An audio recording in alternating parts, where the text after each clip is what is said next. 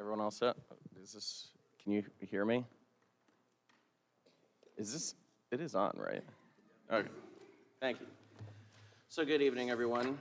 Thank you all for being in attendance this evening. Time is now 6 o'clock on January 27th, 2025. And the only item on the agenda this evening, this is a workshop with the planning board. It is a work session with the planning board to review a proposed zoning ordinance amendment to insert a new subsection into section 17 of the zoning code that would authorize a mixing of commercial and residential uses in a single development. And at our first meeting of the new town council, I think it was back on December 2nd, there was supposed to be a hearing, but the first hearing went for a few hours, so the council decided to schedule this work session. So we're hoping to learn a little bit more about all of the work that went into this and formally introducing ourselves to the planning board. So if Jill or Mark, whichever one wants to kick it off, thank you. Good evening, Council. Thank you for agreeing to a work session. I thought in the beginning we could start off with Mark Brady, who is the chairman of the planning board, to give a little bit of a history on how this draft ordinance ended up in front of you. Hi, thank you for having us. I'm Mark Brady. I'm the chairperson of the planning board. At that hearing, I was going to ask you to refer it back to us. There were people that wanted this thing before the last council. I thought it was premature. We like to send stuff to you that is detailed, in-depth, concise, and complete. I just didn't think this was there yet. But when we talked about having a working session, it was like, this will be great. I think it'll give you an idea of what we do. And I think that's important because I don't think most councils understand what we do. We live in a very legal world, and it's a balance. We try to balance the need of the homeowner or the developer, and that's very important to us, but also balance the law and the town and the town's needs overall. Specifically for this, we'd like this to be a working session, and we understand that you probably don't understand part of, or some people may look at this and say, what in God's name does any of this say? And we don't assume that you do. We will walk you through it. But frankly, some of the in-depth stuff is really stuff that we need to be doing and then getting back to you and explaining to. But this initiative has had a long and winding road. It goes all the way back to 2021 to the Housing Collaborative. And I'll be honest with you, this was a passion of mine to get through, and I didn't even know the Housing Collaborative was involved. That's how far and wide this has been. The last council wanted this brought forward, so it was moved forward to them. And again, as I said before, I thought it was ready. The desire here is to actually have a working session, and that our hope is that the initiative becomes part of a lesson of what we do, but also gives you an opportunity to put input into an initiative. And we'll ask that you refer this back to us to finish it, put it together, and come back to you. This is an important initiative in my mind. I've put this in place. I've worked in various parts of the country and have seen this before. Worked really hard to put these in place and put them in place correctly. My experience is that the successful implementation of these has some profound impacts on the community. Not only can it promote affordable housing, which we desperately need, and as a planning board, we are searching for any means possible to bring forth to you. We'll bring an inclusionary zoning coming forward. But we have to balance that. And right now, the onus is thrown on the developer. And what comes through is we have token affordable housing and high-density market rates. And a lot of times, under market pressures, they're jamming in a quantity of houses that really can't be supported on the land unless it was put forward as an affordable unit. And they don't want to do that either because they take pride in what they do. So we think that putting this forward and implementing this would provide developers with an additional income stream to offset the cost of affordable living units. Now you've got balance. Now you've got an incentive. In addition, the synergy of the mixed-use development concept creates cost savings for developers. Shared parking expenses, the development, clearing, maintenance of parking, shared costs for development, ongoing maintenance, security costs, just as a few. Right? It creates opportunities to save or expand commercial areas in town that, frankly, we're losing commercial and retail space, and we need it. This could be a means for cost justifying that for a developer. It'll provide incentives to local developers who have a vested interest in this community, who care about the community, to compete with external institutional developers who are really solely motivated by the profits that they can gain from being here in Narragansett and really have no other interest in the community. It's our hope that you'll see this, hope you'll see the value in this, that you'll return the initiative to the planning board and we can incorporate all of what your input is with whatever else we come up with and return this to you as a complete recommendation for your approval.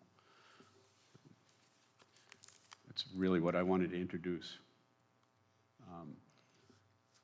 Jill, I think you're going to give a high-level rundown of some of the components of this, so it gives you a working idea. We don't want to give you an ice cream headache of minutia, but give you a high-level understanding of what do we mean by a large development versus a single lot or something like that. And then we can actually get into important stuff. So, Jill? All right. So, Mr. President, if you're ready, as Mr. Rady just said, what I'd like to do is go through the ordinance as it stands, as it is, as you received it. And I'm not going to go through every line. I'm not going to do a page turn on you. I presume you've all read it. You've read my report. And then sort of hit the highlights of the big bulk of what it's supposed to do. And then if you have questions, we can answer questions. As Mr. Brady said, it would behoove us to be able to take it back at some point because you folks fly at 30,000 feet and we don't. We fly at about 1,000. We get in the weeds and that's our job. It's not your job to get in the weeds. Sometimes we crash. Yeah. So, Oh, all that's right. perfect. Appreciate it. Thank you. Sure. All right. So first off, the mixed-use zoning ordinance, there are multiple purposes in there. I think there's 10. I'm sure you read through them. I pulled out only 3 because I thought these 3 were important. Because these 3 include housing, which is certainly needed, specifically affordable housing, as well as providing economic development that supports residents. So I think of the 10 bullets that we have in the ordinance, these are the 3 main ones that were really important as far as the purpose. And the applicability of this ordinance is specifically for the BB zone, and it's not mandatory. It's right now it's allowed, but it's not mandatory. So I want to show you where the BB zones were in case you didn't know. And this is a little difficult to see, I realize it. I have the town broken out into 2 pieces. On the left-hand side is the north end. So you're all familiar with this if you're not aware. It's the Walgreens, the CVS. It's a couple of other locations right there at the top of Bonnet. There's a little bit of BB. And then if you go to the right-hand image, you can see clearly the big yellow spot is Stop and Shop. And then there are a couple little ones, Boone Street, of course, and then over there Narragansett Ave. And as we get a little further south, you can see there's a couple of lots right there in the middle of the south end, and then one really far south. So this is there we go. So there you go. It's a little bit closer up. So you can just see there's not a whole lot of BB in the town at all. I think at my last calculation, all commercial uses in town, including Galley and the urban renewal zone, is somewhere between 5% and 6% of the town. So the town doesn't have a lot of commercial as it is. Alrighty, so in this draft ordinance, we have 2 specific types that we're suggesting. One is the mixed-use land development, and the other one is the mixed-use project. Essentially, the difference between the 2 is a mixed-use land development could be 1 or more lots, and that has more than 1 building. And a mixed-use project is one lot, one building. So think small project, big project. In mixed-use land developments, the approval would be by the planning board, or it would follow that major, minor, major, or land development, the procedures that are already in place within our subdivision regulations or in zoning. And development plan review would be enacted. Zoning, the streamlining of this is, as you may be aware, the General Assembly changed the statute a couple years ago to allow unified development review, which means that the planning board in this case would sit as the zoning board. So if there was relief, the planning board would do that. It's I believe the purpose was to streamline the process and make it faster. And then the types of uses that are allowed in the mixed-use land developments obviously include residential, nursing homes, a lot of retail. There are a couple of changes that you might want to note, that office use and churches outdoor recreation, and then some things are allowed by special use permit, and then some things are just prohibited.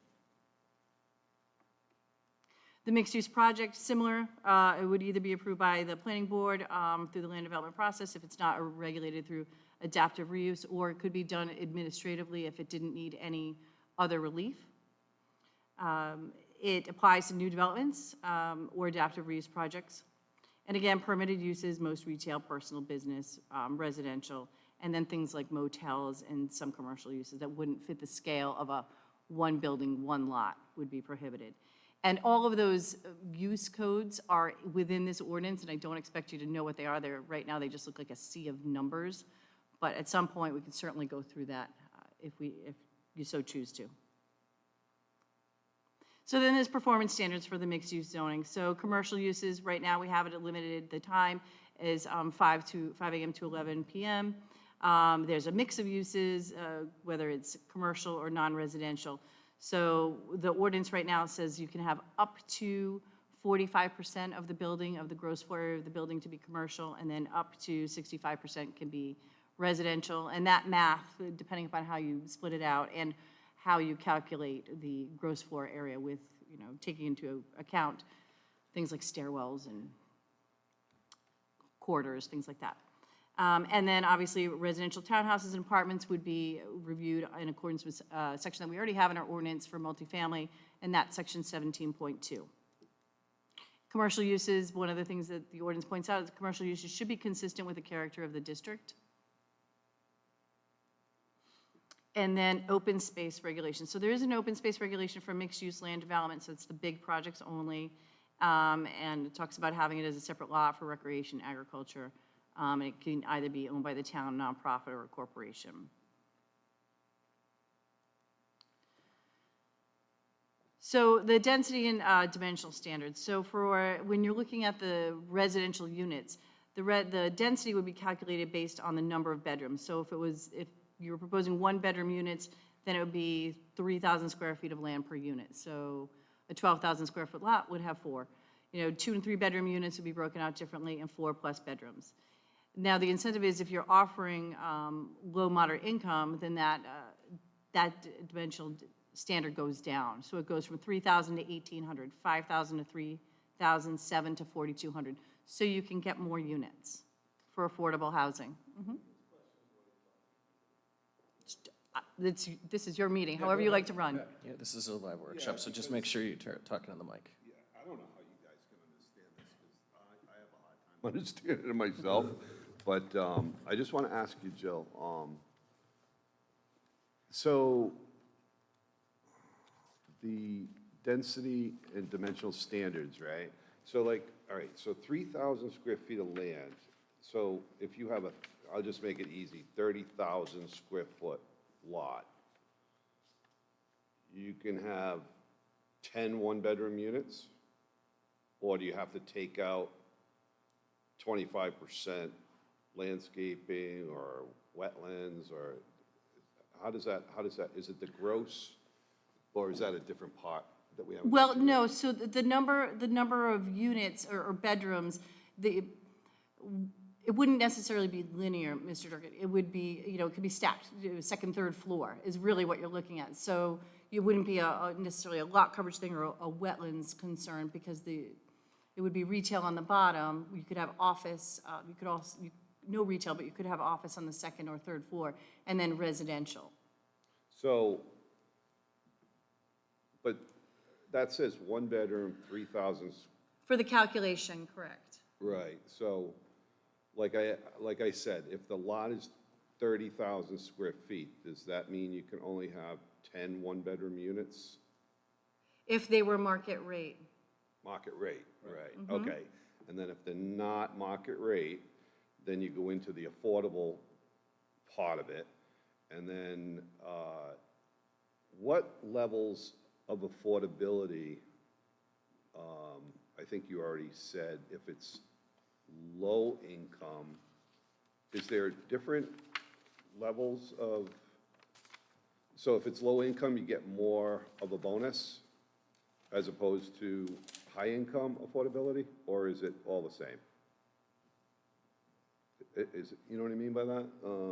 Yeah, No, I Like, do. I think that's So what, what you're saying is a sliding scale, right, so that if I come in, and let's just, we'll say I get 20 units, all right? And if I Because come of in- the If I land. come in with moderate income, I get 25 units.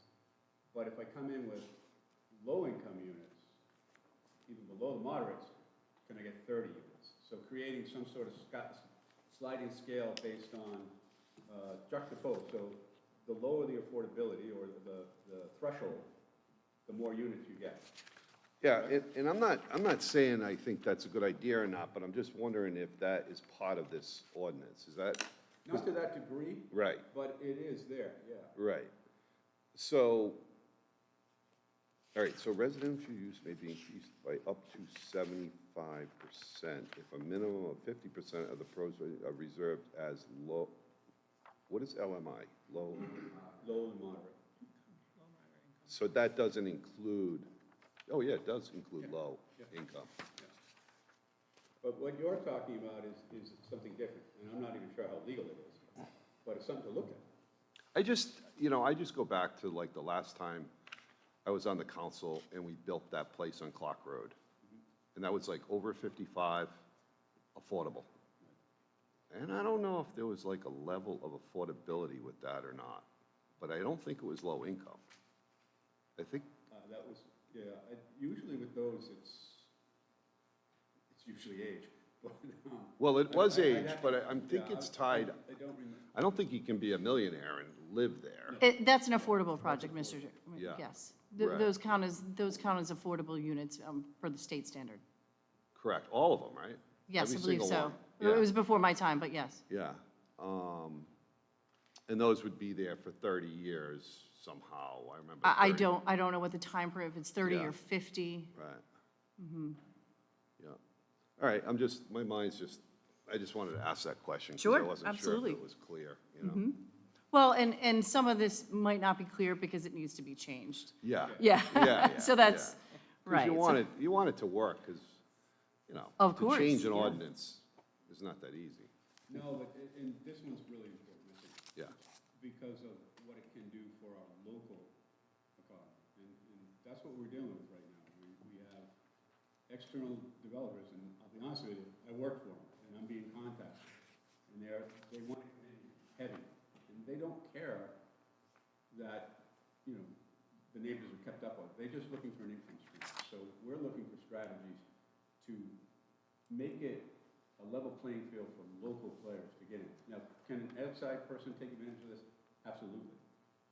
But it also changes their equations when you have to have an affordable component of this. And they're not looking for that. They don't want to play in that game. They just want their money and go. yeah, well, And I don't blame them. Yeah. I mean, I work for them, so I'm a capitalist at heart. But I also look at it from a town's perspective, a Right. community perspective. And right. that's really, Our focus and the incentive that we're looking at here. I agree. All right, I'm sorry. I think it's an interesting concept to look at, though. Sure.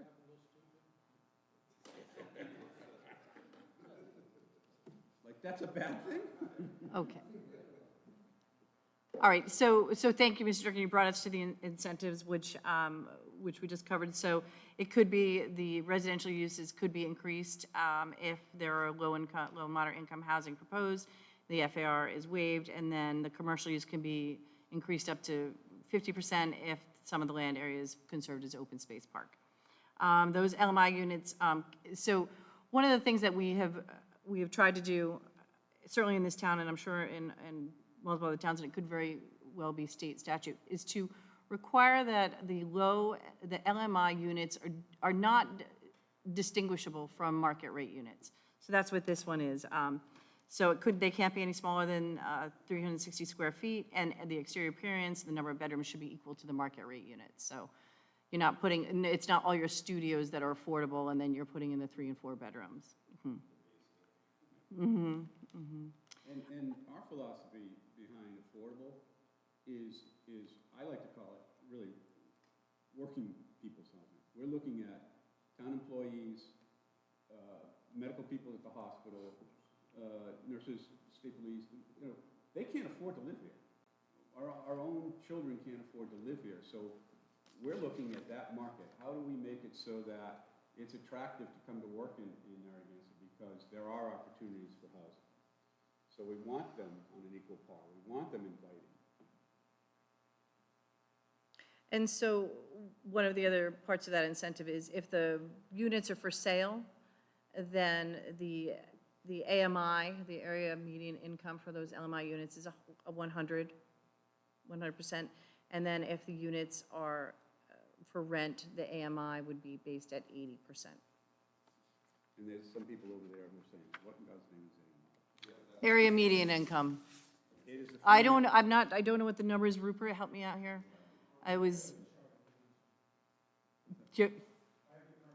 Perfect, thank you, Cliff. So this is developed on state level. It's a formula. And it changes every year.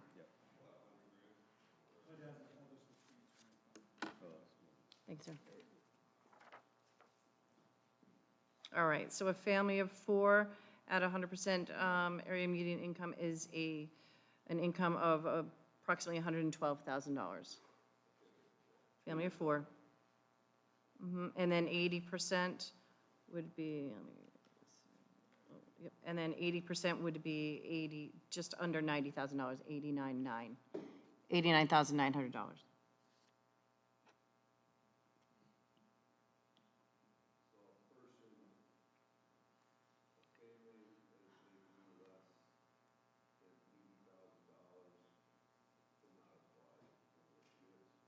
Oh, no, they absolutely could. They absolutely could. You just couldn't make more. Yeah. Yes. You have to cater to that guideline.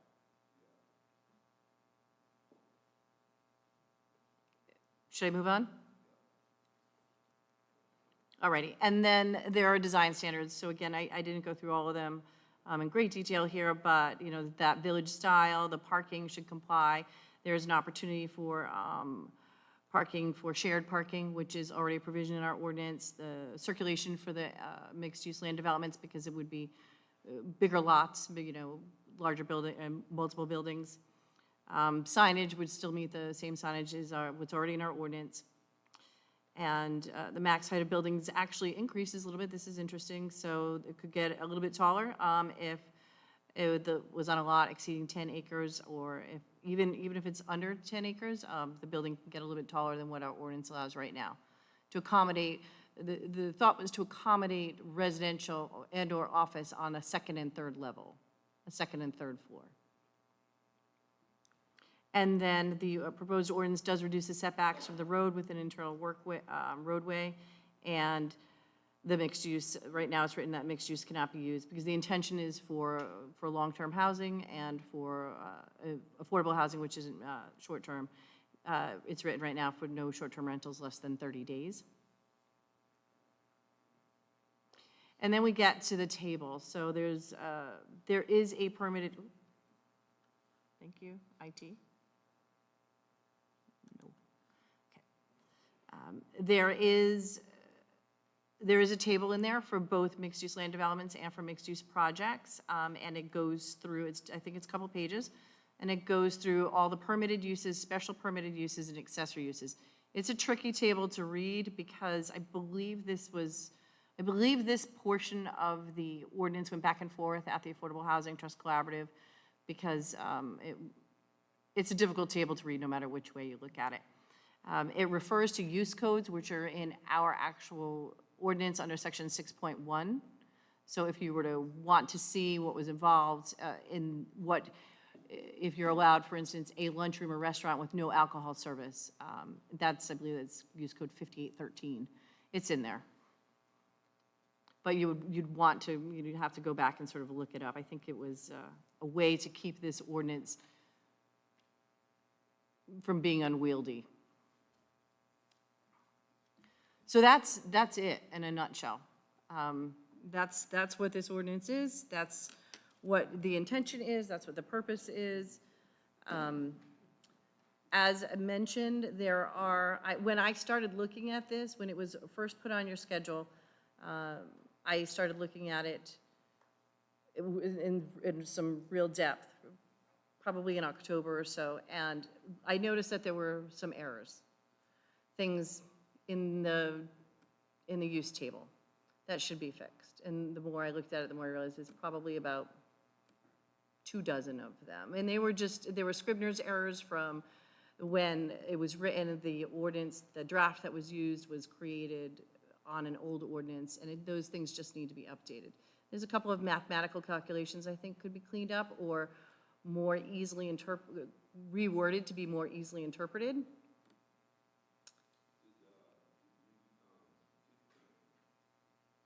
Did you take in drafting the ordinance, did you use another ordinance from another locality? That They might have- definitely looked at other ordinances. So I wasn't involved in the original drafting of that too. So I also have that going for me. I'm not the author of this. I'm trying to present to you someone else's writing. Everybody's running away from this. No, truly. I It was- think it's good that we're Yeah, doing absolutely. this. But it was originally vetted prior to Mr. DeLuca's departure. I was Yeah. vetted and approved by both boards prior to Mr. DeLuca's departure. So I did not have a direct hand in this. But yes, so I believe they looked at Middletown, but the ordinance, what I mean is, someone's getting feedback. The ordinance our own ordinance was used as the template. So the table of use regulations in section 6.1, when you look at this table in your draft, it looks similar. It's the same. It refers, all of those use codes are our table. So it wasn't, if there are errors, it isn't because we forgot to take out the word Middletown or something. It's not like that. It's a little more nuanced than that. And I'm right, this is brand new, because every time I've ever looked at the zoning ordinance, it always said reserved, right, for mixed use, right? We've never had a mixed use ordinance before, right? Well, we actually do have mixed use in 2 places in town, but we haven't. This is the 3rd try, I will say. Right. It was, the first try was in 2008 or 9, and I believe it didn't make it through council. And then we had a private citizen put forth an ordinance a few years ago, made it all the way to council, didn't get approved. So this is the 3rd try. So, Yeah. I mean, it's certainly been in the planning department's mind long before I even got there. It's been on the planning board's mind for years because they vetted all 3 of those drafts. So we're happy it's here again. We truly are. The other 2 locations, by the way, are Galilee and the urban renewal zone. So I spent all day trying to go through this and understand it, so no, so thank you. And I do have somewhat of an understanding of it, and I was just handed this, which is the state. And so how much does this align with what the state has in their zoning ordinances? Or, Can I address it? So here's the thing. The states come out with regulations. Towns then take those regulations and look at how does this fit for us? It is difficult, and I think dangerous, to take one solution for everybody. There is a proposal in the wind, for example, to put housing everywhere. Okay? What's the ramification for here in Narragansett? Well, the ramification here in Narragansett is highest and best use, and that's a real estate term. But when you look at a site, you say, what is the highest and best use for this? What can bring me the best return, and what's the best facility to put here that'll get me? Highest and best use in Narragansett is not industrial and it's not commercial. It's residential. And it's residential for income stream. It's not long-term rentals, it's not affordable rentals, it's not family rentals. It is investment rentals. And my fear is that if you apply that one solution across the board, we're going to see commercial and industrial disappear in this town, and we don't have a lot of it. And you want to mix because you don't want all your tax base on the shoulders of your residents. The difficult part, too, is, and I embraced the speakers' movement, but we spent literally thousands of hours going through those things to get them done and in place on time. I found nowhere where they had incentives, recommendations, twisting arms for affordable. So it behooves us to then pick up the mantle and say, okay, we take these, we apply them where it makes sense and how it makes sense to us, and now what do we have to do? And that's why we're bringing this forward, because we need the affordables, and we need to do incentives. We actually need to do some arm twisting, but you can't. So how do you do it? Well, let's look at it the perspective from the developer, and that's essential. Okay, why aren't they attracted to putting in residential? Because it's a cost factor. They've got to make a profit or they're not in business. So I would be very careful in just blanketing and saying, okay, the state says this, let's just do all of this. We guideline by that, but we have the right of home rule to look at how do we now grow that to work for us. And this fits in with the intent of the state laws, but it's custom for us. Thank you. Thank you So, for answering that. Councilmember McNally, the short answer is this complies with the state law. There were a couple of changes in 2020. There were a lot of changes in 23, and then there were a few more changes in 24, and we anticipate more changes happening in 2025.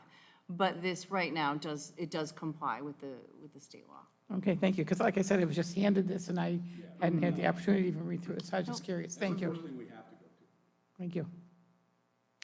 So I appreciate what you're saying about that, and I wouldn't mind seeing something like that you just did towards a lot of the stuff that are in here that aren't in the state one. Here's why we did this. Here's why we did this. Here's why we did this. So I can see the ABCs of it. That's terrific, because we don't usually get invited to the dance. We birth the orphan and it goes away, and we'd be more than happy to do that. We I can think that would be- compile some report or It something. makes total sense, and I think it'd be wonderful. Okay. Oh, sorry. I'm usually loud enough. I just have, and again, I'm actually surprised that there isn't more dialogue and questions, and that's actually a really great recommendation. I do know that you said that you were surprised to hear that the Affordable Housing Trust Collaborative was involved with us at one point? It was back to 2021, that's how far this goes. Okay.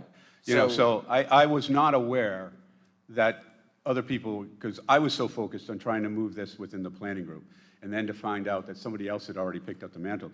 I was pleasantly surprised, because the more we have involved, the better it is, and the more support you get across the board.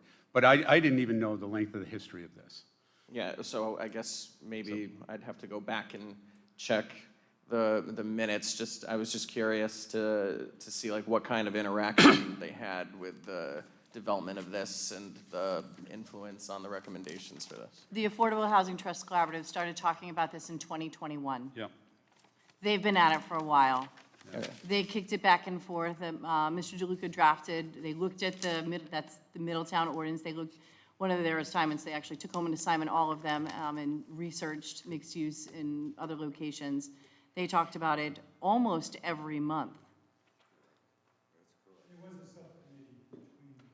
Mm-hmm. Yep. Thank you. Yes, thank you. For the record, Cliff Tyler is telling you that, yeah, that there was a subcommittee between the Planning Board and the Affordable Housing Trust Collaborative. Okay, thank you.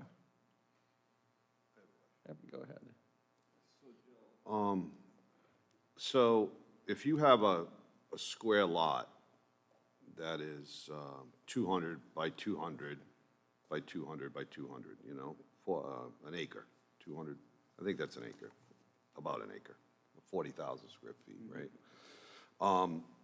And you cannot do this within 100 feet of any lot line. Which page are you on, Mr. Dirk? Well, I'm just, is there something in the ordinance that says you have to be 100 feet from residential? Like, I'm just thinking of Boone Street, because I think this all kind of, Jim, it's in the additional requirements yeah. section. Design standards, What Section page 9. is that on here? Good question. It's on 18.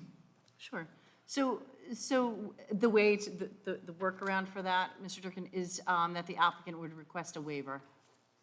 A waiver. They would ask to be closer. Right. Is that a variance, a special use permit, or a waiver? That's a good one, because so special use permits are different, but variance, waivers, and adjustments, 3 words, same standard. Variance. Those are state words. Those aren't our words. That's a high standard, yeah. All right, It's actually a lot lower. Is So it? one of the things that that the statute did in 2023 was they pretty dramatically decreased the performance standards, the development standards for standards of review for the zoning board. So the least relief necessary, which got a lot of folks hung up, no longer exists. The more than merely inconvenient, there was an attempt to clarify more than merely inconvenient. right, And I believe they also eliminated not for financial gain. I'm sure Mr. Craven can right. let everyone know if I'm incorrect on that. So the standards for zoning actually decreased. All right, so if this was kind of like made for the Boone Street area, kind of, or thought about for the Boone Street area, these notes that I have, most of the lots on Boone Street are very small. Sure, Boone Street is also a special district, which has its sort of own, Did that pass? Do they? it's in the comprehensive plan. Oh, but not the, but, yeah, because I remember you guys tried to do the, like, 3 or 4 years ago, right? The mixed No, use? it was actually a property owner on Boone Street who Right. put one forth, yes. Right. And his ordinance had FAR, yeah, it talked about it, yeah, definitely. No, that did not pass, but there are multiple special districts in the comprehensive plan. Boone Street is one of them. And Boone Street gets special regulations in our ordinance as it is. So is there anything on Boone Street that you can think of that wouldn't have to get a variance? Because if we're creating. Well, I don't know the answer to that question because I don't have a project in front of me. Yeah. But it just seems, well, I guess the 100 feet wouldn't come into place if it's bordered by a commercial use, then it would be only if it was a residential use. So if you got a bit, I'm just thinking, say, Crazy Burger, say, and they wanted to put an apartment above that or something like that. That would be adaptive reuse. Yeah. That, because the footprint in the structure is already there. So you'd work with what you have and then, It could be adaptive reuse. I can't recall, does Crazy Burger have a second floor right now? no. No. I don't think so. But, so would that be so what would be the steps for that then, if they decided to do that? Again, we're Yeah, real close to the ground here. Without a project in front of us, it's difficult in what they would be submitting. But if it was a one lot, one building, it would come in as a mixed-use project. And if it was multiple lots, and one or multiple buildings, it would be a mixed-use land development. And we're trying to work out, I will tell, it is confusing. It's confusing to us. It's, I try to vet it with legal. It's confusing at first, but I think once you get a hang of it, you start to understand it a little bit. And the other idea too is that we anticipate changes occurring again with development plan review. I'm not sure on that, but I'm not sure. but there could be. If I could. Yeah. I don't know how many of you watch what we do, and I don't blame you if you don't. We have a lot of tools, and we try to apply those tools wherever and whenever we can. So, for example, we had a development, and it was a public forum, so I can speak about it, in Breakwater Village that required 4 variances or 5? 5 variances, I believe, to take a one-bedroom place and make it big enough for them to have their family in it. And we worked with them and used every legal tool we had to make that happen. And we do that with every development.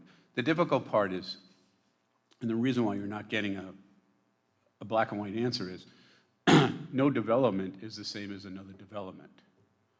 So we have to look in case by case, but where we look case by case, we try to find solutions wherever we can. And fortunately, we have those. We have those tools.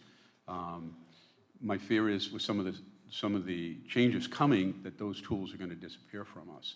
And then we'll be much more on a rigid, this is the law and this is all you can do, which I think is going to be unfortunate. But we'll wait and see what happens and see if we can't, again, modify things to help Narragansett. But we understand, 69% of our lots are non-conforming. 6,900 lots are non-conforming. So we have to work with people, or nobody's going to get anything done, and that's not fair to anybody, and it makes no sense for the community. So if a development came in, and especially if it has an affordable unit, we're going to bend over backwards to find every way we can to work with the developer and make it happen.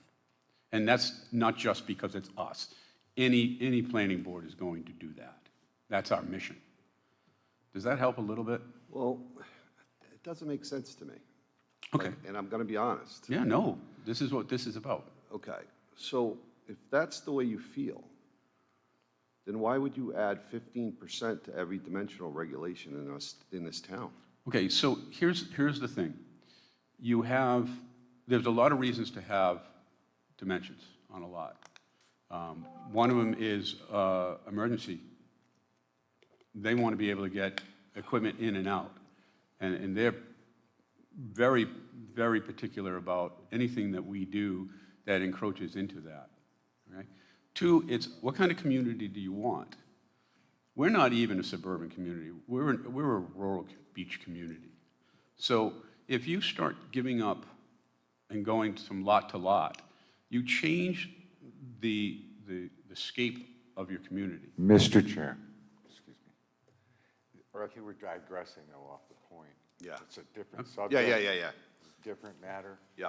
Well, I'm just trying to help I you agree. understand why We we don't have have to- these. yeah. But within that scope, every project is different, so we try to accommodate the developer, but also protect the rights of the neighbors. Does that help? Yeah.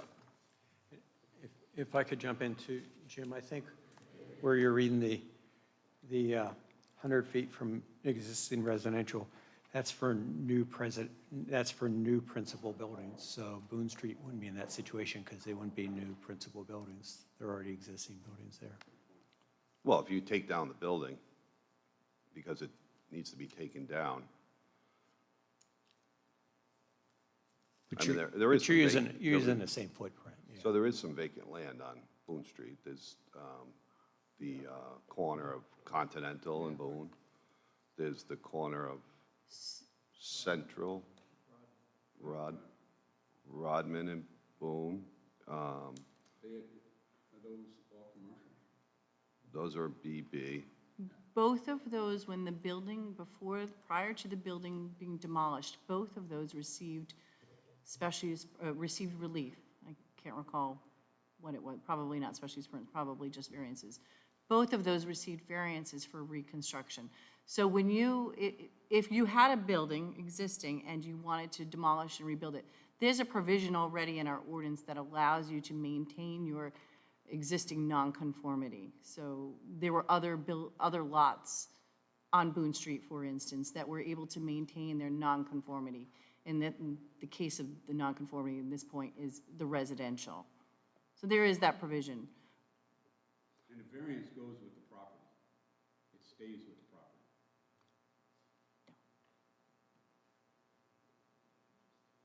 The variance stays with the property if the building's not there? No. Just to be clear, it stays with the structure Right. for the So it just- project, that if just the made me- project changes. So it or- just made me think about, like, you know that little skinny parking lot down there? And it used to be the little takeout, Marcos. yeah, little Greek Marcos. place. So that's gone. That lot's empty. Right, that came through for a hotel. Correct. And was approved. But now, with this, that lot wouldn't be able to be built on, basically, because it needs a 100-foot Well, it would do the setback. same, well, I mean, again, it would be the same, it would actually be a more streamlined process than what they had to do for the hotel, because the planning board would sit as unified development review. And we would, I can't tell you, again, I don't have a project in front of me, but, yeah, presumably you would need some variances for that lot, it's a unique shaped lot. And it would come through that streamlined process. Yeah. Well, I think, like, as you guys look at this again, obviously, it looks like you're gonna look at it. It just seems like you have to take that stuff into consideration, because you don't want people not to do something because of the hassles of doing it, you know? It's like you say, builders, people want to do things, and time is everything, and if you can do something within reason, there's no reason to have to go to the boards to do it if you can figure it out ahead of time, you know? I mean, that's personally how I feel, you know? Yeah, I believe this was an attempt to try to make that easier. Yeah. Again, I wasn't the author of it, but I know that was the intent. Yeah. The intent was to be able to allow builders, developers to build and to put affordable housing in a more streamlined fashion. And, you know, it's not all builders and developers. Some of these people are just town Sure. residents that want to have Oh, absolutely. a barber shop or a, you know, it's not all out of state, you know? It's like, No, I understand. And it's a situation where it helps you get through the lean times with your business by having another income stream above. Can I ask another question?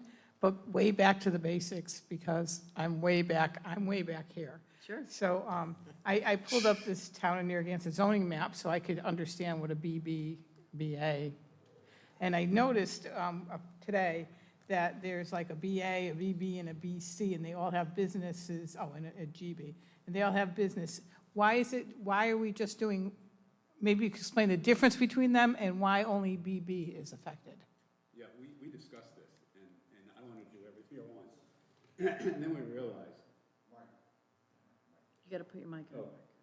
sorry, I wanted to do everything at once. And then we took a deep breath, and the adults in the room prevailed. And this is our first step. Let's see how it works. It's manageable when you do one. If you've got all these different, because different business areas have different intensities, different uses, et cetera. So if we can just stay with one and then walk before we run, and that's really, we want this to be successful. So that really was the essence of it. And BB is the most intensive commercial use that we have. BA is a little less intensive, and BC is essentially beach commercial. Is BB the largest of all of the zones? Oh, that's a good question. I believe so, Okay, but I wouldn't bet my lunch on it. okay, I believe so. okay. We do have a large BC zone, so, and this is why I'm not 100% sure. We have a very large BC zone in Jerusalem. Okay. You wouldn't know it because most of the structures in that zone are beach houses. But we do have a fairly large commercial zone over in Jerusalem. Okay. Earlier, you had said Narragansett's 5 to 6% commercial. Correct. Be interested in seeing that breakdown of BA, BC, BB, BC. You know, maybe we're tackling the biggest one first or the smallest one first. I'm trying to think if I have that. I don't think I have it.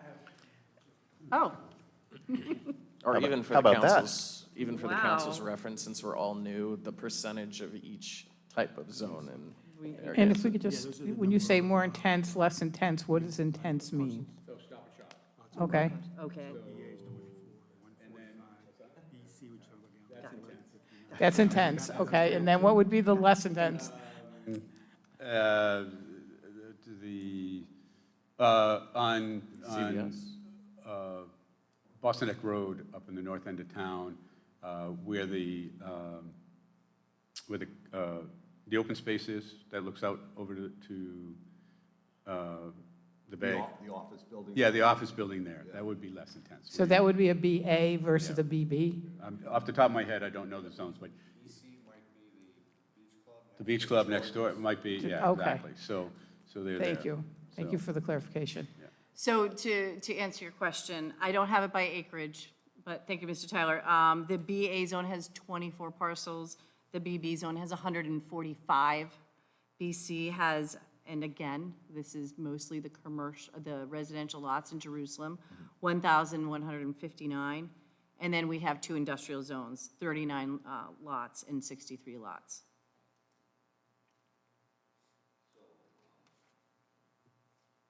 I just, back to that BB, so why would you say that the business can only be open from, I saw a time limitation on the business to 11 PM, yeah.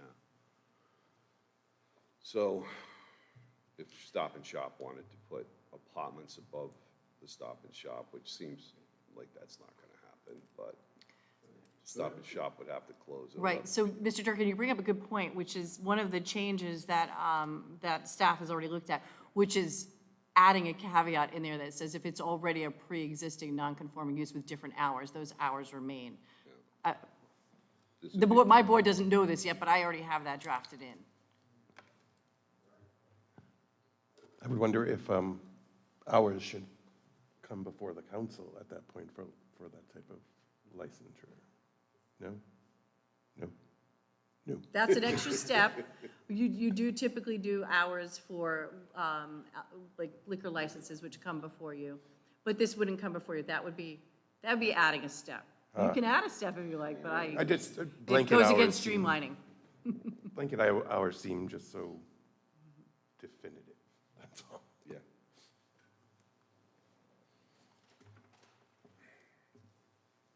Any other council members have any questions? Donna? I'm just trying to think of what, I mean, I had so many notes in here. Seems like you, it seems like you guys have a plan Yeah. that preceded this, right? So I think, I guess from a procedural side, just from our own understanding, and you don't have to share, but it's just a general question in regards to procedure. Why was this brought so quickly to the council when it was considered unfinished in the first place? It was requested by a council. Okay.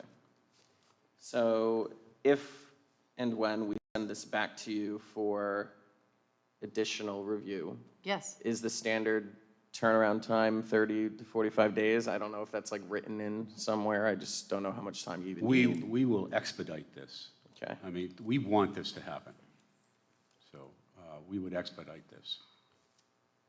And then, along the lines of what Councilor Colonies was recommending, anything, what was the recommendation? Anything that doesn't align to the state law, and that it was like a special consideration for the town itself to provide that explanation back to us? Okay. So, but for the record, this complies with the Does. state law. Yeah. I don't think there's any location in here that we have, we can't not comply. Yeah.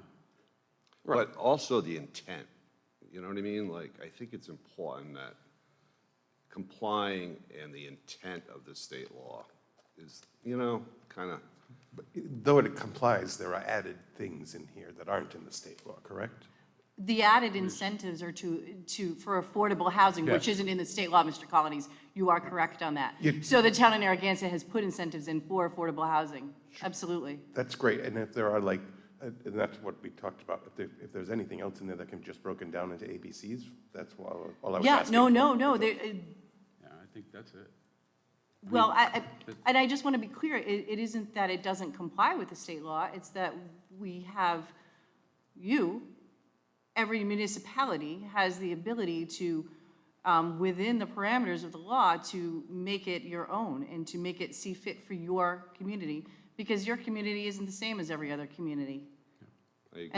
And that's why and you folks get to look at that and determine whether or not this board, got it right. And if they didn't, you can make that change. Okay. Yeah. Great. Thank you. And again, I've already looked down this side of the aisle. Does anyone over here have any additional questions? Jim, Bob, any questions? Okay. I want to compliment you. Yeah, sure. Your questions have been awesome, by the way. And they're the same ones we're asking, too. So we're asking more. The other thing I want to slip in is we have a working meeting of the planning board on Thursday. This is something that we took on after we had worked on integrating the state changes. We had broken out into small subgroups and got an amazing amount of work done. And so when I became chair, I met with each of the board members separately and asked them for projects. What if we could do this? What if we could do this? And we're finally getting to sit down and look at that. What we're going to do is target ones that we think we need to prioritize. Some may go into our comprehensive plan goals for ourselves, but these are projects that we want to take under. Some of them are things like adaptive reuse for, in lieu of a dwindling school population. What can you do, et cetera, so forth. Stormwater, flooding, and things that maybe we don't have direct control on, but we can start the ball rolling for state agencies and things like that. So I'd like to extend an invitation to you to come and add any projects that you think. I mean, one of the things that we have on our list actually is to look at, can we expand industrial commercial zoning within the community where it makes sense? And then look at, what you try to do in planning is you look at, okay, here, we want to fix this. And then what you try to do is you take a giant step back and say, okay, now we fixed that, what did we screw up? And those are some of the things that we want to look at. So not just changing things, but changing things so that they work. But we'd love to have you come or submit your list of, hey, have you guys thought about this? Have you thought about this? Have you thought about this? You said Thursday? It is Thursday. Is it Wednesday? Jill, I thought it was No, the Thursday. meeting is, the planning board meeting is Thursday, the 30th. Your meeting is Thursday, January 30th, correct? Right. No problem, I just wanted to be sure. Oh, is that, did I get? No, it is. Thursday, I was like, ooh. I never have a calendar when I worked. When I retired, my wife made me get a calendar, and I actually look at it. I couldn't agree Council more. President Menzies, if I may just ask, I want to make sure I have the things that you want us to be looking at. So Mr. Durkin brought up looking at the setbacks and making sure that they're doable, the 100 feet and so on and so forth. Locations, there was something about, Mr. Colonies wanted us to look at the locations that don't specifically, that where maybe the board took some liberty with sections that aren't specific, and I don't believe there's anything of real substance in the laws that had changed about mixed use, but you want to know where the planning board made those nuances?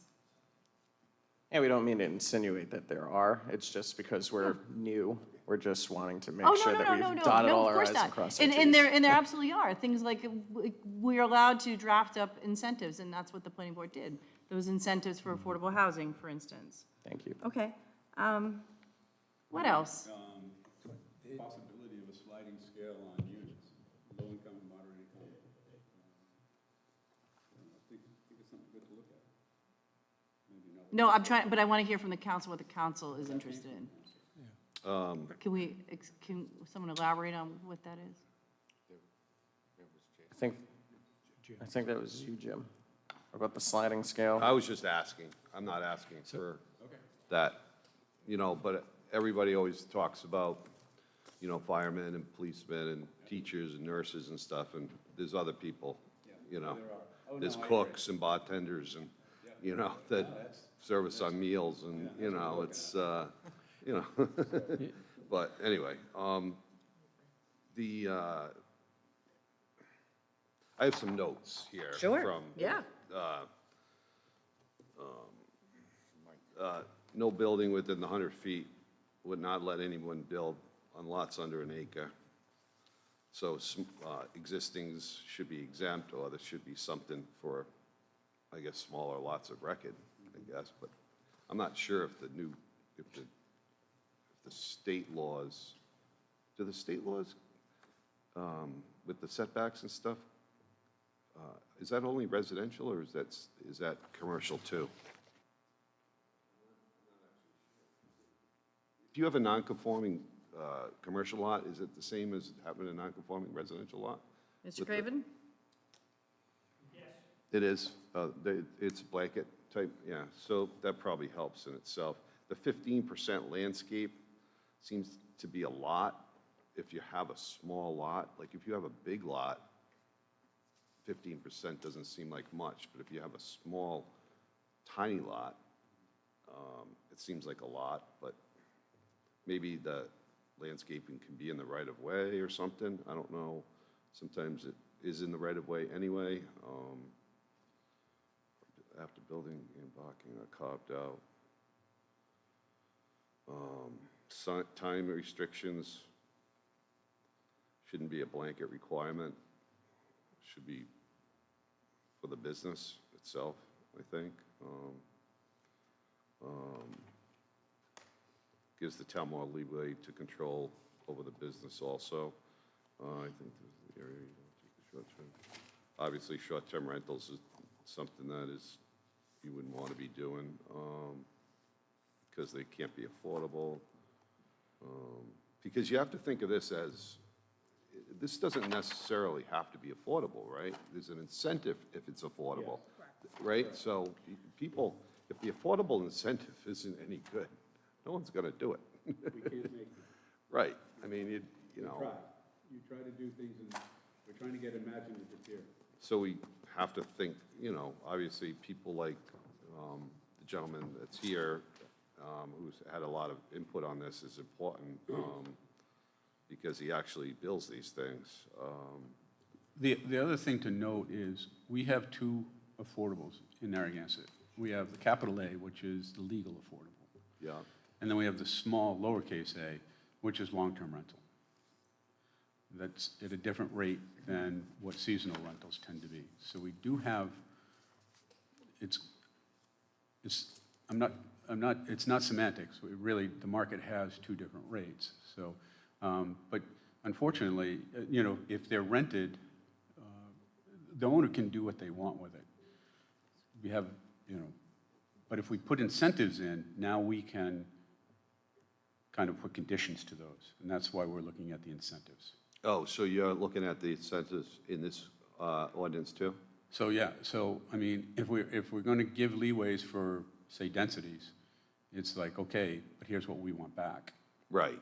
So is it And that falls into what you're talking about as saying, look at, you know, long-term rental or owner-occupied, whatever, but not short-term rental. And so those are negotiated. So are you saying that possibly the residential unit would be taxed less if it was a long-term rental? No, I'm just saying that long-term rents tend to be lower than short-term rents in here and make it more affordable for people, even in the open market part of things. Yeah. Yeah, actually, as a realtor, I see, you know, long-term rents have increased probably, I'd have to say twofold since COVID. I don't know why, you know what I mean? But when things start going up, they just keep going until the train stops, and then it just falls apart. But I think that's, you know, I don't get it. And it's almost like, it's a whole turnaround of events. So you see people actually doing these short-term rentals more than wanting to have college students. Like my business, we just do the same traditional thing I've always done. But people have decided not to rent to college students because they can do the short-term rentals for a lot less, sometimes headaches or whatever, you know? Yeah, and you see the other extreme where people have purchased a home and they've paid now, in our view, an exorbitant price for the home. And now they come in and they put the same amount in as an investment. And they're thinking, okay, you know, we'll rent it to college kids and we'll get some money back. And then look at what they've done, and they're like, we're not renting this, and they close it down. They'd rather close it down for the winter than rent it to. So it's a changing market. It's always evolving, but. I think for the next 30 years, as we all age out, there's gonna be a lot less need for investment, you know what I mean? Yeah. Like, it's not gonna be like it used to be. I think the market itself will, you know what I mean? Like, we're almost dealing with this, like, some part of it a little bit too late, whereas the affordable is always needed, you know? Mr. Durkin, can I dial you back for 1 minute? Yeah. You started to say something, I was writing it down, and then we got off on a tangent. Yeah. What was the last thing you were asking for? The last The most thing- previously, not the last of your list. And I'm not asking, this is actually from a constituent that sent this to me that went through the ordinance, and I'm just telling you the things that came up here that I thought might be Okay. something you might want to look at. The last one, So the last one I had was the time restrictions on businesses. I think I rambled on that short-term rentals was a good idea to limit the short-term rentals. Yeah, who wants that? So would the short-term rentals be limited if there wasn't an affordable housing component? It's a provision of the current draft, yeah. So the whole, Even if they're market? the whole, yeah. And then,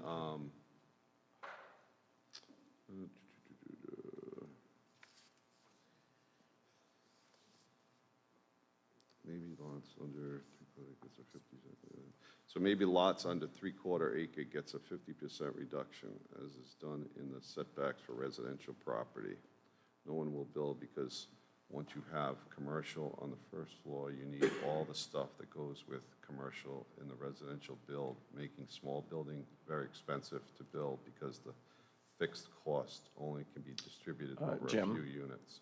I know you're just reading through it. I just, Yeah. even if you're Yeah, reading yeah. through it, even if you just speak through the microphone, Oh, yeah. it's, So you everything can just there is give fine. us your notes. Yeah, Yeah, I can do that. We'll just take, we'll I take can your do notes. that. I can do that. Can I ask a question? If there's an affordable housing and it's bought by someone and they choose to rent it, it has to be rented to someone in that income, correct? Okay. It's not required that you live there? If you, I don't know, if you buy something, do you have to live in it? If you buy affordable housing, are you required to live in that home? What you're talking about would beg the question, all the time you have to live there. And the answer is it has to be a residence. It does have to be, you can't rent it out. You could Airbnb it or something of that nature, probably, if you went away for a vacation. So if I bought an affordable unit that was affordable housing, I could buy that unit, and then I could Airbnb it? No. Again, must continue to be your primary residence. And so to the extent that anything around Airbnb makes it less than your primary residence, then that's no good. You would lose the financing that may have gone into it from Rhode Island Housing. Because a lot of times affordable units have mortgages that come from the programs involving affordable housing through Rhode Island Housing. And those mortgage conditions can result in immediate revocation of your mortgage if you don't Okay. meet the criteria. All right, thank you. One more question. Sure.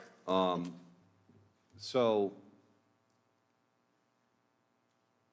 have you thought about the number of years, if you use the affordable component, have you thought about the number of years that you would require the affordable unit to stay affordable? We never got that opportunity. Okay, The state law minimum is 30, up to 99. correct. And you have that flexibility, right? Yes. Yeah, because I remember when we had that opportunity with Clock Road, we did 30, but now you look back, that was like 25 years ago. It's like, it's just like, you know. But we haven't had a chance to discuss that. Yeah. And that would be something that was talked about on a case-by-case basis as well. Yeah. Well, I think, Alex, that, you know, we have more coming, you know. They're gonna take a look at it and, yeah. you know. Mr. And- Chair, if I might. Yeah. This is very unusual that I talk in our meetings. No, seriously, in our meetings, I immediately defer to the board, and I didn't hear, and that's very unusual. So I'd like an opportunity for any of my board members to, Actually, after seeing if any of the other council members had anything additional they'd like to say, I was going to open up the Thank you. floor. So I Appreciate appreciate it. that recommendation. Does anyone else on the council have any other questions? You may have more after the members of the planning board have the opportunity to speak as well. So I'll open up the floor to anyone on the planning board. Doc? No, not, just to emphasize what's already been said, and the idea of mixed use and affordable housing just seems so necessary. And because of my relationship with South County Hospital, as was said earlier by the chair, you know, the idea of getting people to come here, to work here and to live here, as they have to have housing. And the hospital, the expenditure has gone up. They just spend big money on just housing for people to come here on a temporary basis or on a long-term basis. It's very difficult because we're not a low-cost area, as everybody here knows that. So just to underscore what we're trying to accomplish using mixed zoning and the need for affordable housing, just emphasizing it. Go ahead, Rupert, you go first. I don't really have much to add. I just wanted to stress the point that the idea of mixed use is to create some affordable housing, create housing opportunities, not to displace commercial. We've had projects, developers come in front of us that want to take commercial and just turn it into housing. But I think as been discussed here, it's important to retain some commercial and industrial in town. So, and so this is the way the ordinance is drafted. It requires street level commercial or office or something. And as I mentioned, already has a provision for no short-term rental. In my opinion, it should require year-long leases, but I'm not sure that we're allowed to do that. I'll ask legal about that question. Can we require year-long leases? Could you As part of- require what? Require year-long leases as mixed-use development? Sure, yeah.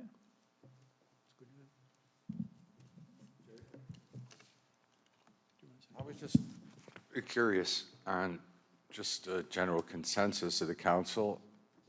Are we all in support of mixed use in some way, shape, or form?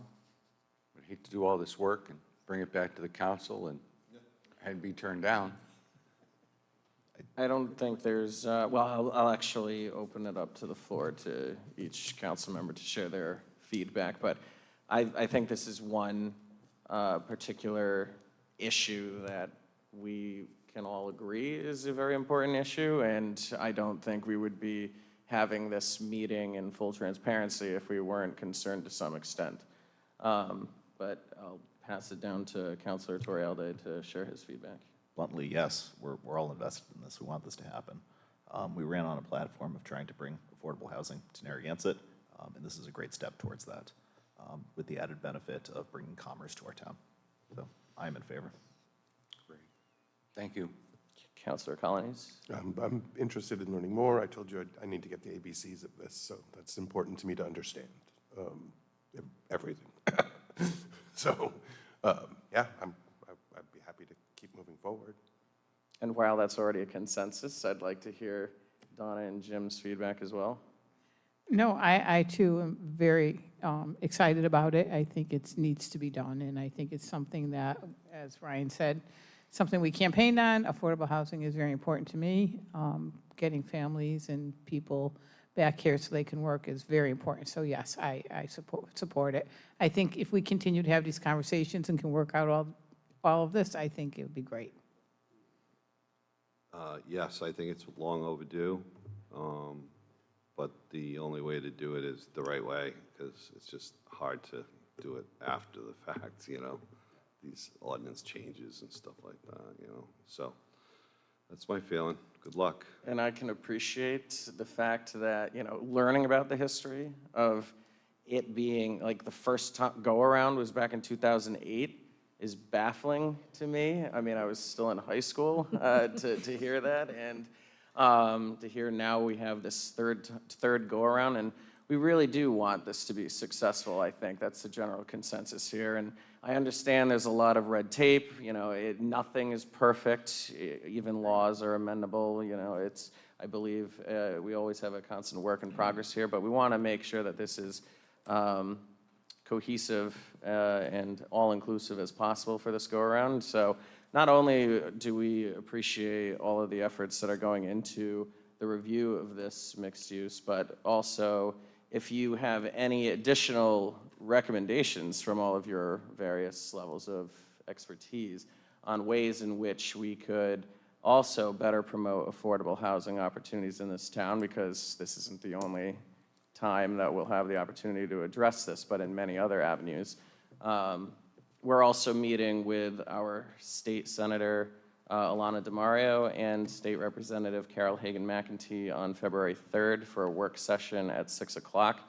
So this is going to be a ever ongoing conversation, I think, for this council over the next 2 years. So we would very value your feedback and any opportunities that we could take advantage of. So I hope that answers your question. I think there's a consensus. Jerry, it was the right question to end on, and I'm going to end. It was the right question to end on. It's the right tone to come back from the council, so I don't think I have anything further to add right now. Excellent. Well, can't thank you all enough for being here and for providing us with your valuable feedback. Jill, excellent presentation. And I'm sure the council members will likely have their various questions, and who should I direct them straight to so we don't violate any open meetings? Just straight to you? You can go through Jim, through And me. we can copy Jim and vice versa. Okay, awesome. So with that being said, I think we will find that we'll put this on one of the upcoming agendas, and then assuming that the vote goes the way we think, we'll have it voted and referred back to So you. your public hearing is scheduled for February 3rd Oh, for this. So, lovely. but one of the Thank things you. that the board had asked at the beginning was, and I'm not sure, I would refer to Ms. Mason on how to do that, but to postpone, cancel, remand back to planning. I'm not sure how that works. But the planning board did ask for the ordinance back.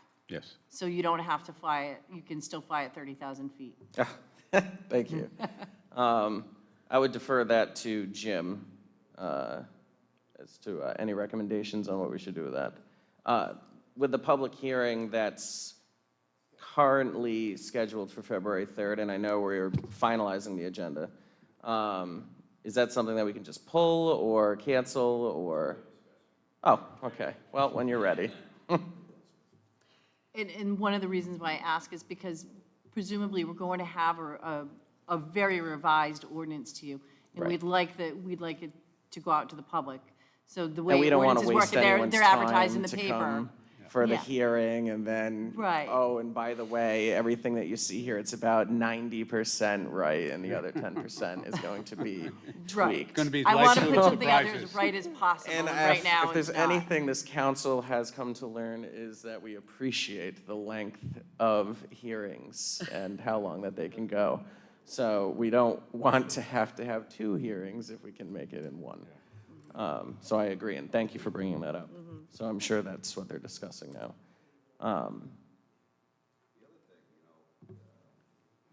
Finished, right? No, we're still going. It's funny, you think about the commercial on the first floor and you think about the residential on the second floor, but, no one's gonna, well, it's just, we're in a society now that 70% of our population is gonna be over 60 years old in 10 years or something like that, crazy. I mean, I guess, I don't know if like you're thinking of the future, if there's a reason to not have them all on the second floor. you know, like if somebody wanted to have like a commercial unit with an apartment above it, fine, but then the next unit is maybe all residential, nothing commercial on the first floor, but it's in this like little village kind of, you know, like, Those would be done, those would be on a proposal basis. yeah. That we would work with, because if we try to cover those bases. Too much. This is going to look like the Encyclopedia Yeah, yeah, Britannica. yeah. So those are things that we do every day. Well, you think about it, when you go like to Europe and stuff, there's Oh, yeah. businesses on second floors. Right. With apartments on the first floor. Yeah. you know, it's like- So, yeah, what's old is new again, right? Yeah. But this is stuff we do all the time. And we sit down with the developer and we look and what can we do?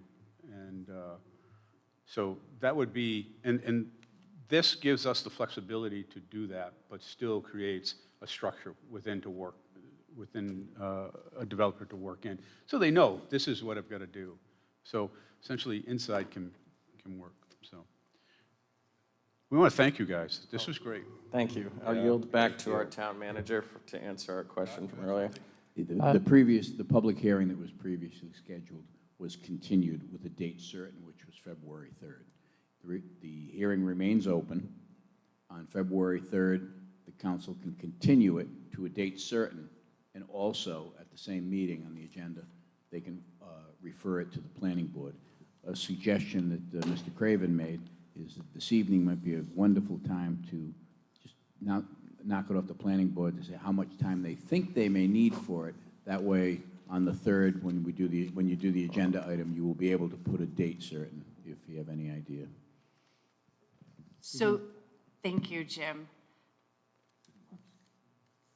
Keeping in mind with that date certain, that if we were going to re-advertise, that's a minimum 3 weeks, once this board has looked at it. Do I have that correct?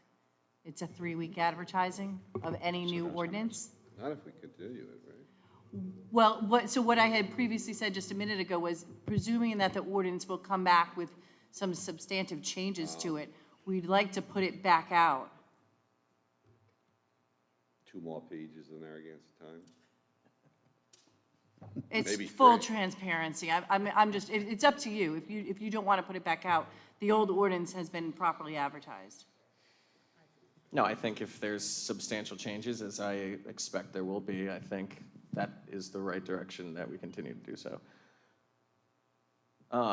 So with that being said,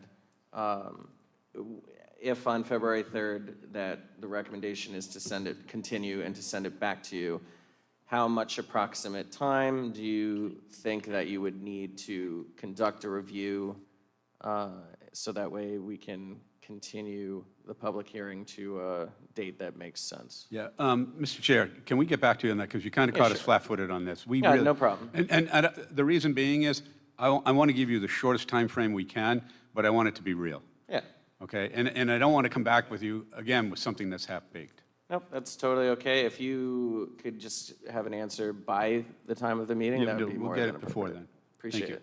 Thank you. And thank you all for being here. I don't know if anyone else has any other questions? Oh, go ahead. This has nothing to do with why we're here. Alexander Menzies. Yes. Gordon Menzies?